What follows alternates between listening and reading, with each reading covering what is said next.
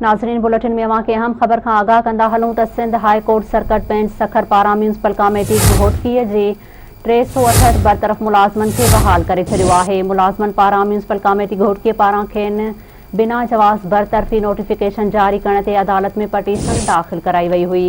अदालत म्यूनसिपल जे ॼाणायल मुलाज़मनि खे बहाल कंदे मामले ते चीफ सेक्रेटरी खां 15 ॾींहं अंदरि रिपोर्ट तलब करे वरिती।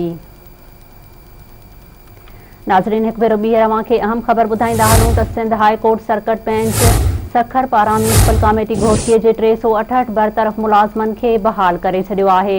मुलाज़मनि पारां म्यूनसिपल कमेटी घोटकीअ पारां खेनि बिना जवाज़ बरतरफ़ी नोटिफिकेशन जारी करण ते अदालत में पटीशन दाख़िल कराई वई हुई।